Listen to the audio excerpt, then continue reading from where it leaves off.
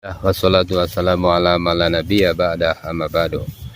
Masyaikh mengatakan dakwah adalah sarana tarbiyah umat untuk mencapai sifat-sifat umat dengan cara bertahap-tahap. Zaman ini adalah zaman tarbiyah, bukan zaman dakwah. Jadi hasil belum nusratullah, tetapi hanya hidayah.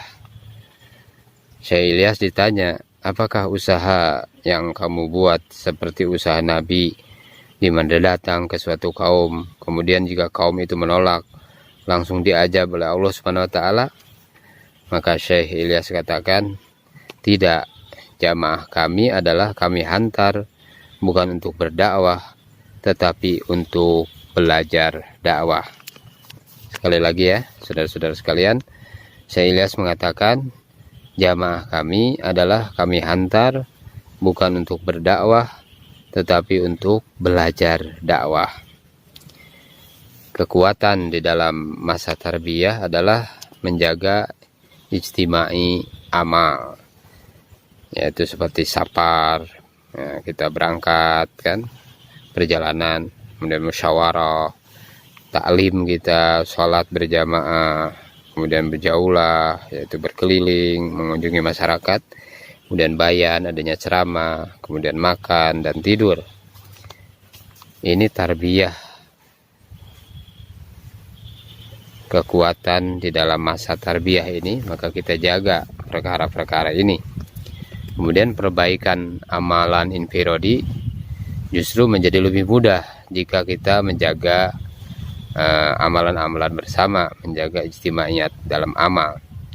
Tetapi jika saat keluar menjaga amalan infiradi, amalan sendiri-sendiri, sementara amalan ijtimaiyah ditinggalkan, maka umat akan semakin rusak.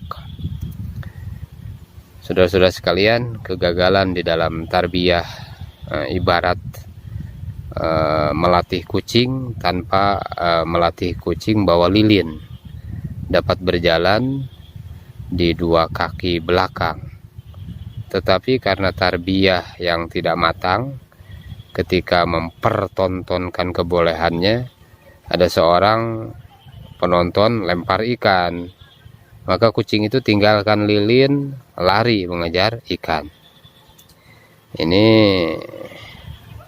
kucing yang belum matang ini. Masya Allah.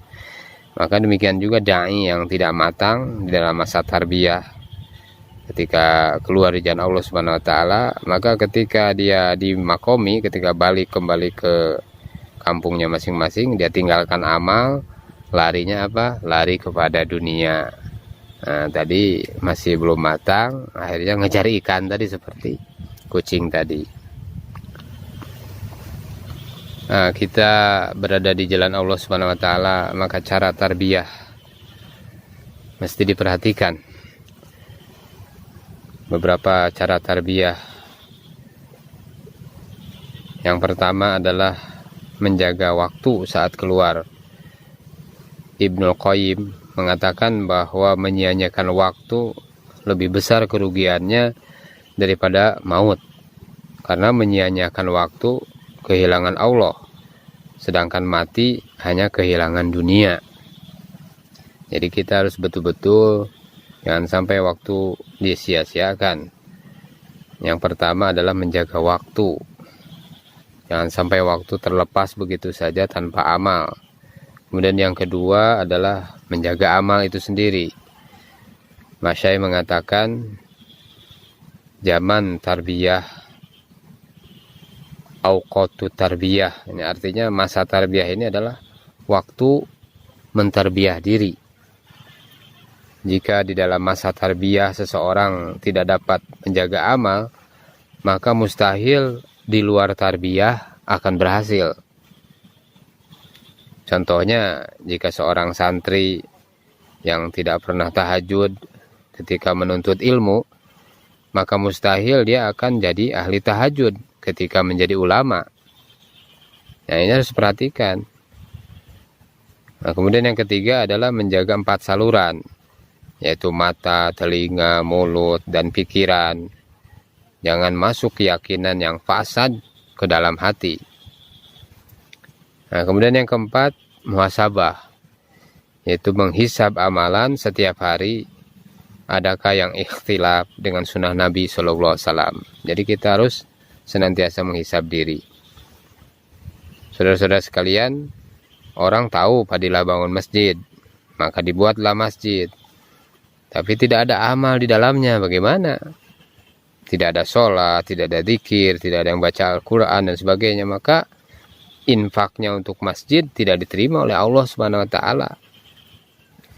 Begitu juga orang keluar di jalan Allah, kemudian tidak ada amal, maka tidak akan diterima oleh Allah Subhanahu wa Ta'ala. Saudara-saudara sekalian, bagaimana syarat tarbiyah yang sukses? Syarat pendidikan yang sukses itu bagaimana di jalan Allah Subhanahu wa Ta'ala? Yang pertama, adanya murabi atau mursyid, yaitu masyayikh yang terpercaya, ahli iman, ahli amal. Karena Rasulullah SAW pun memiliki murabi, yaitu Allah Subhanahu wa Ta'ala sebagai Rob, murabi.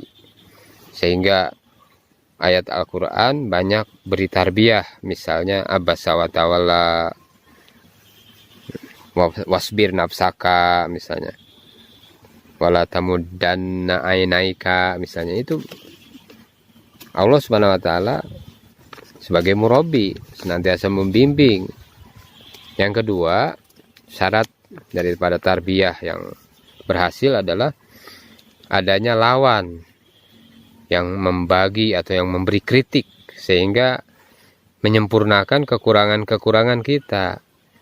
Jika orang selalu terima kita dengan baik, maka hati kita akan rusak karena kehilangan tawajuh kepada Allah Subhanahu wa Ta'ala. Jadi diperlukan kritik, diperlukan oposisi, ya, untuk menyempurnakan kekurangan-kekurangan kita. Kemudian yang ketiga ini, adanya kawan yang selalu mengajari kita dan selalu memberi kita nasihat di dalam kesalahan. Umar bin Khattab mengatakan, kawanku adalah orang yang selalu menegur aku ketika salah. Kemudian yang keempat, adanya muhasabah, yaitu renungkan sejauh mana sifat-sifat sahabat ini wujud di dalam kehidupan saya. Semoga ini bermanfaat kepada saudara-saudara yang sedang keluar di jalan Allah Subhanahu wa Ta'ala.